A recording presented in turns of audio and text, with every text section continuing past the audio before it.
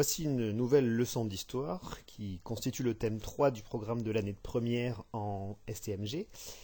Et le titre de cette leçon, c'est La Troisième République, un régime politique, un empire colonial. Alors la Troisième République est le régime qui a été celui de la France pendant un peu plus longtemps que ces dates-là, puisque la Troisième République a duré de 1870 jusqu'à 1940. Mais on a choisi pour le programme de première de s'arrêter en 1914 puisque c'est la date de la Première Guerre mondiale. Alors,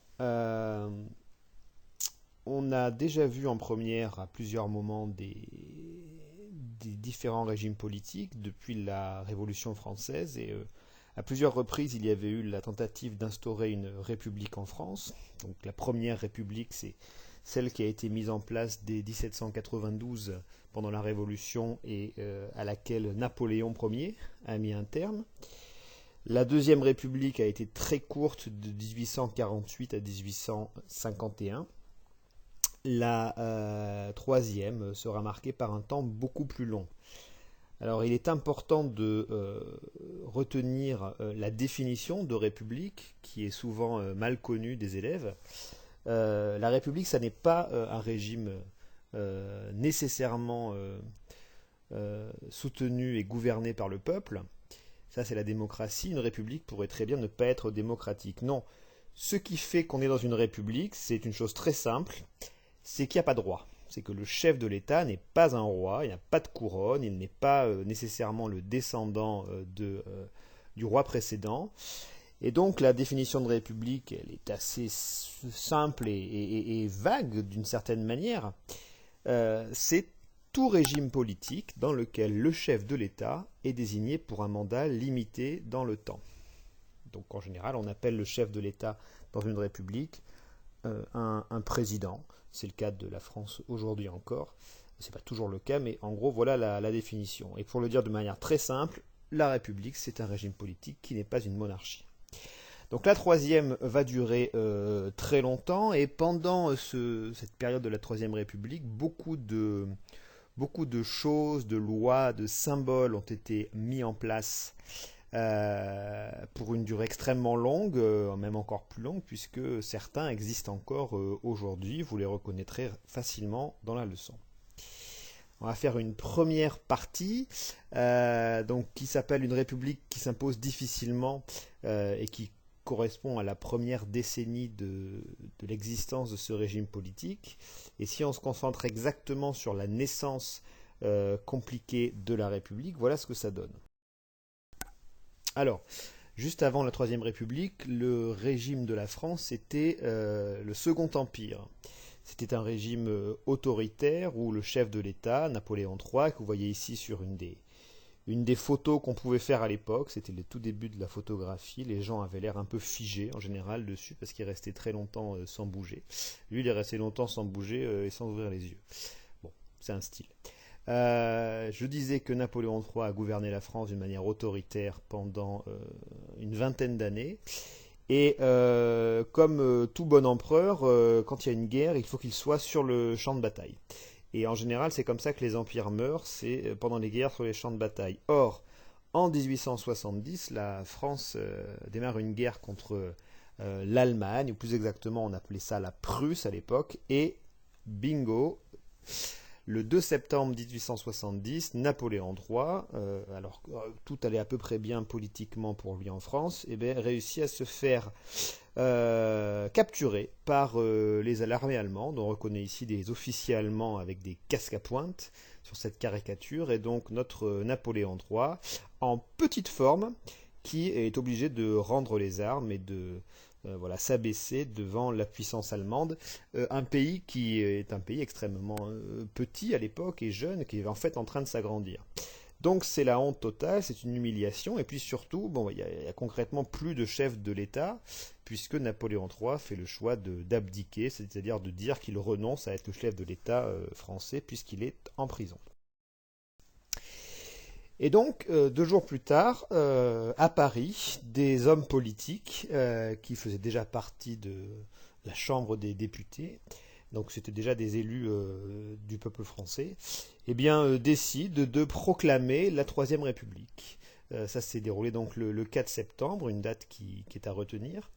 L'homme qui a déclaré le début de cette Troisième République, c'est un républicain qui s'appelle Léon Gambetta, qui était député à l'époque, et qui ne va pas être le chef de cette République pour commencer. Il accepte d'être ministre de l'Intérieur et sa première mission, qui ne va pas vraiment réussir d'ailleurs, c'est d'essayer de gagner la guerre contre les Allemands, puisqu'il y a toujours une guerre à mener, elle n'est pas finie, et de partir en France pour essayer de lever plus de troupes.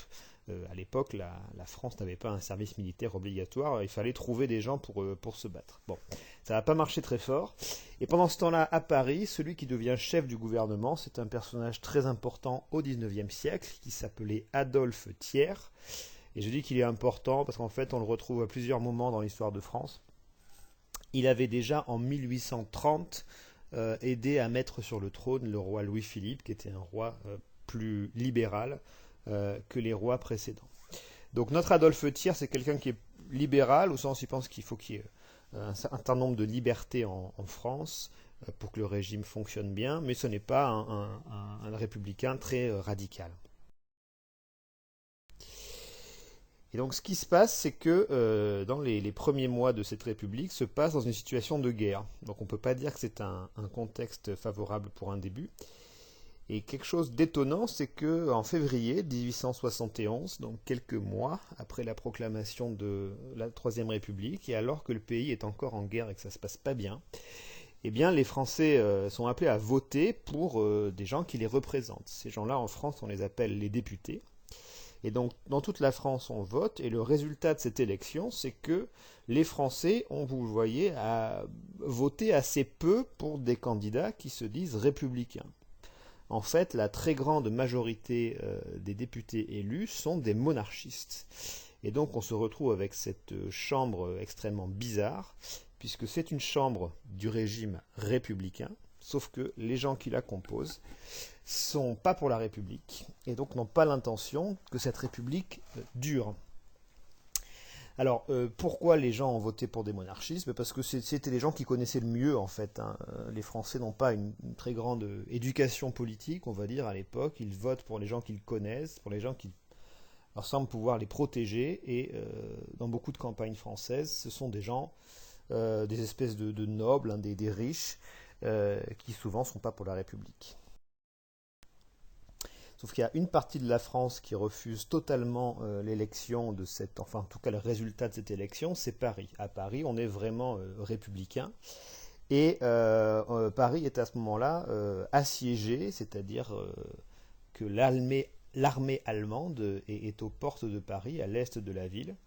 Et comme le gouvernement a l'intention de signer la fin de la guerre et que les Parisiens ne veulent pas que les Allemands rentrent dans Paris, eh bien, en mars 1871, ils font tout simplement une révolution. Alors, c'est jamais qu'une nouvelle révolution pendant le 19e siècle, il y en a eu beaucoup, mais celle-ci, ce qu'elle a comme particularité, c'est qu'elle n'a concerné que la ville de Paris. Et du coup, c'est un épisode qui est rentré dans l'histoire sous le nom de la Commune de Paris. En fait, pendant quelques mois, Paris a été en quelque sorte indépendante.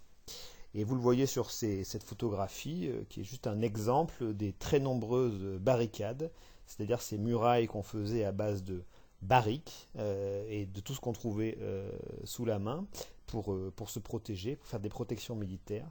Eh bien voilà, c'est une barricade révolutionnaire avec des Parisiens qui n'obéissent pas au gouvernement à l'époque. Il faut savoir que le gouvernement, depuis quelques semaines, est dans la ville voisine de Versailles. Donc, cette commune de Paris est un épisode assez étonnant de l'histoire de France. En fait, pendant, donc, je l'ai dit, 3 mois, ce petit État indépendant qui s'appelle la Commune de Paris prend des décisions qui sont extrêmement modernes et radicales pour l'époque, d'égalité entre les hommes et les femmes, de limitation de la propriété privée. C'est vraiment une expérience qu'on qualifierait d'extrême gauche aujourd'hui. Alors elle ne dure pas puisque les Parisiens, donc ceux qu'on appelle les communards, hein, les révolutionnaires parisiens qui sont armés, veulent défendre Paris contre les Prussiens. Vous voyez sur la carte les troupes prussiennes, donc allemandes, qui sont à l'est, sauf que le gouvernement français et son armée, alors que les communards appelaient l'armée versaillaise et non pas l'armée française, puisqu'ils étaient horrifiés qu'on ait choisi Versailles pour capitale de la France à ce moment-là, eh bien l'armée versaillaise va, pendant une semaine qu'on appelle la semaine sanglante, au mois de mai, reconquérir Paris très progressivement et avec des combats extrêmement violents et qui ont causé beaucoup de morts. Donc et finalement, disais-je, cet épisode révolutionnaire de la Commune de Paris va être réprimé dans le sang avec des milliers de communards exécutés. Comme vous le voyez sur cette photographie, on a pendant un temps exposé leurs corps comme étant des corps monstrueux, des gens qui étaient des fous. C'est comme ça que le gouvernement présentait ces gens-là. À droite, vous pouvez voir des enfants et une femme arrêtée par la police aussi. Alors cette femme, pour la petite histoire, c'était une institutrice qui était aussi une révolutionnaire anarchiste qui s'appelait Louise Michel, qui va donc passer 10 ans de sa vie ensuite dans une prison en Nouvelle-Calédonie, à l'autre bout du monde. Il n'empêche que voilà, l'intérêt de parler de la Commune de Paris, c'est de montrer que le début de la Troisième République, ben, c'est tout de suite un régime qui ne veut pas de nouvelles révolutions, quoi, qui veut au contraire maintenir l'ordre. Et le fait que les députés soient très monarchistes explique notamment cela. Donc en 1873, il y a une élection présidentielle, mais alors attention, ce n'est pas comme aujourd'hui, ceux qui élisaient le président dans ce régime, c'était les députés eux-mêmes, les députés et les sénateurs. Et l'homme qui est élu s'appelle MacMahon, c'est un général, et il n'est pas républicain du tout, il est monarchiste lui-même. Il est élu pour 7 ans, on décide, on espère bien que pendant ces 7 ans, il y aura eu entre-temps la construction et la nouveauté d'un régime à nouveau monarchique pour la France, c'est-à-dire un régime avec un roi.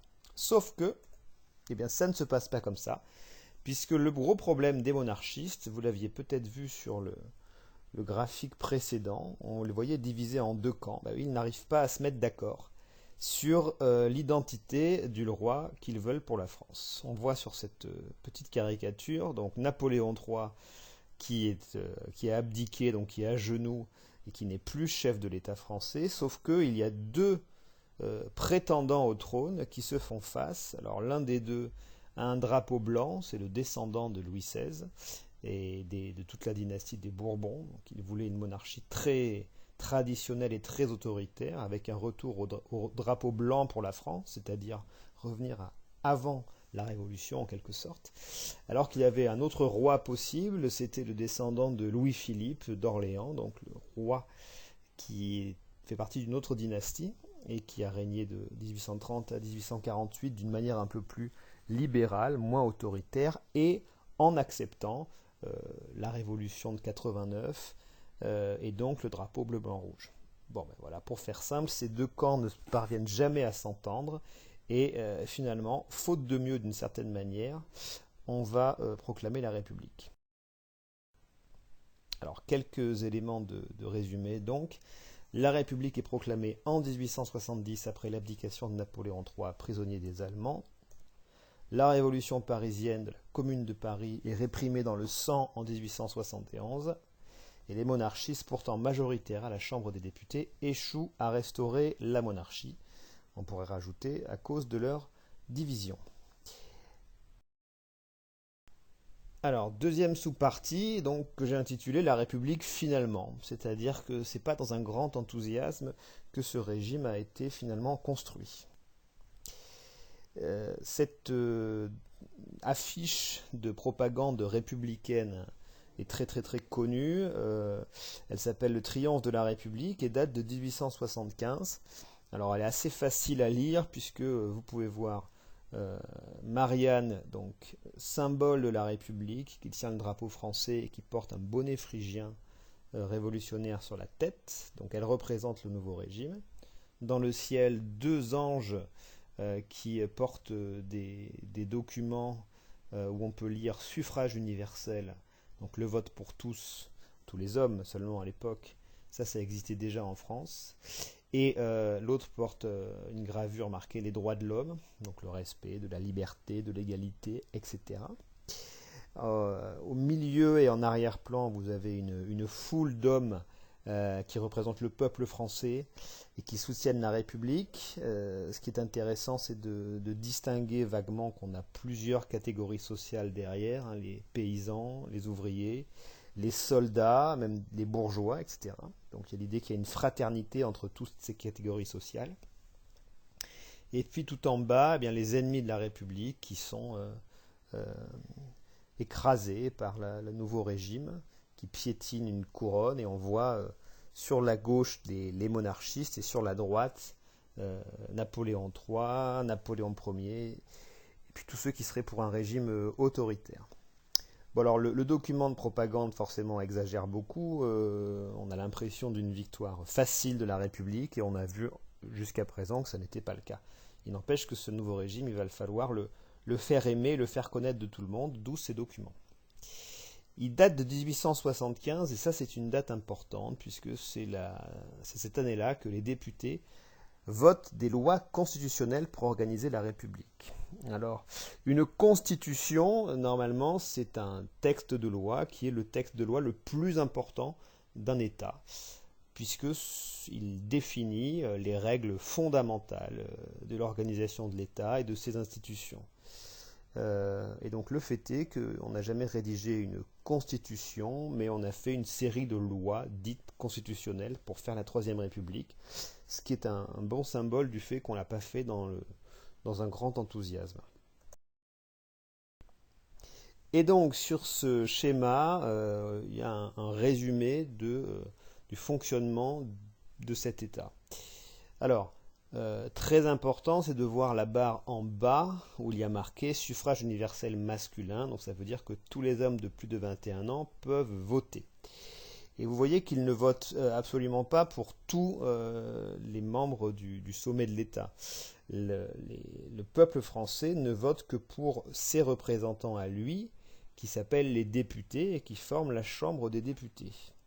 Alors ça n'est pas la seule chambre qui existe dans la Troisième République, on pourrait appeler ça une assemblée aussi, hein, les deux mots fonctionnent. Il y a aussi une autre chambre qui est un Sénat, et le Sénat est élu uniquement par des grands électeurs, c'est-à-dire qu'il est élu par des gens qui sont déjà des élus. D'accord ? Pourquoi deux chambres ? Eh bien, il y a l'idée que, si vous voulez, le Sénat va permettre de faire contrepoids à la Chambre des députés, si jamais les Français, pour une raison X ou Y, votent mal. C'est en tout cas ce que pensaient ceux qui ont créé ce régime, se mettent à tous voter pour des gens très révolutionnaires. Et bien, il y a l'idée que le Sénat serait là pour calmer tout le monde, et il serait composé de gens plus modérés et en quelque sorte plus sages. Voilà, c'est pour ça qu'il y a un Sénat en fait. Et donc les deux assemblées, si on les réunit, eh bien c'est ce qu'on appelle un parlement. Voilà. Comme dans plein d'autres pays, au Royaume-Uni par exemple, il y a un parlement avec deux chambres aussi. Et c'est le cas dans la plupart des États démocratiques. Donc c'est une démocratie puisque le pouvoir est au peuple dans la mesure où il y a le suffrage universel masculin et que ce sont les représentants du peuple qui ensuite élisent le président de la République. Vous voyez les flèches. À l'époque, le président est élu pour 7 ans et désigné par l'Assemblée, ou on peut dire aussi le Parlement. Si vous regardez les flèches rouges qui descendent vers la Chambre des députés et le Sénat, vous voyez que le président a le droit de dissolution de la Chambre. C'est-à-dire qu'il peut décider de convoquer de nouvelles élections si les décisions prises par les députés ne lui conviennent pas. Et le fait est que, pour la petite histoire, il y a une seule fois, il y a eu dissolution de la Chambre par un président, c'était assez tôt, en 1877, justement par MacMahon, ce président de la République monarchiste, qui voulait pas de la République, et comme les députés étaient maintenant majoritairement républicains, il a essayé de faire revoter les Français, et les Français ont revoté républicain, et donc il a dit, bon ben d'accord. Voilà, et le plus important dans ce schéma, c'est de voir sur les deux petites flèches du milieu que ce sont les chambres qui contrôlent ce qu'on appelle à l'époque le conseil, et qu'on pourrait appeler aussi gouvernement. Voilà. Le conseil, avec son président du conseil, ce qu'on appellerait aujourd'hui Premier ministre, c'est vraiment l'équipe qui gouverne la France, et elle ne peut gouverner la France que si la Chambre des députés et le Sénat sont d'accord. Si un jour la Chambre des députés n'est plus d'accord, il faut changer de gouvernement. Sans faire de nouvelles élections forcément, mais il faut changer les hommes qui sont au gouvernement. Et ça, ces flèches-là, ce sont en fait les plus importantes de ce schéma, puisque ça nous montre qu'on est dans un régime parlementaire. C'est-à-dire que le Parlement, donc Chambre des députés plus Sénat, contrôle le gouvernement et peut éventuellement le renverser. Voilà. Démocratie parlementaire, c'est ça. Le Parlement est élu par le peuple, donc démocratie, et il peut renverser le gouvernement, donc démocratie parlementaire. Donc je l'ai dit rapidement, mais en 1876, pour la première fois, la Chambre des députés est à majorité composée de députés républicains, donc en quelque sorte c'est gagné pour la République, et la dernière étape, c'est en 1879, la démission du président MacMahon qui constate que son souhait de revenir à la monarchie ne marchera pas, et l'élection d'un nouveau président qui s'appelle Jules Grévy, et qui lui est le premier président de la troisième à être vraiment en faveur de la République. Et donc on peut dire, c'était le titre du Grand 1, que de 1870 à 1879, la République s'est imposée difficilement. Petit résumé donc, la Troisième République est un régime démocratique car la souveraineté appartient au peuple, du fait du suffrage universel masculin. Deuxième point, c'est aussi un régime parlementaire car le Parlement, Chambre des députés plus Sénat, contrôle le gouvernement. Sur cette petite frise chronologique pour terminer, donc ce dont on a parlé se situe au début et les dates à retenir sont celles présentées ici. Le 4 septembre 70, l'abdication de Napoléon III et la proclamation de la République, j'aurais pu rajouter. 1871, Commune de Paris, 1875, loi constitutionnelle. Donc voilà un cours à écouter et à réécouter en essayant de retenir quelques dates et puis les résumés qui apparaissent à l'écran.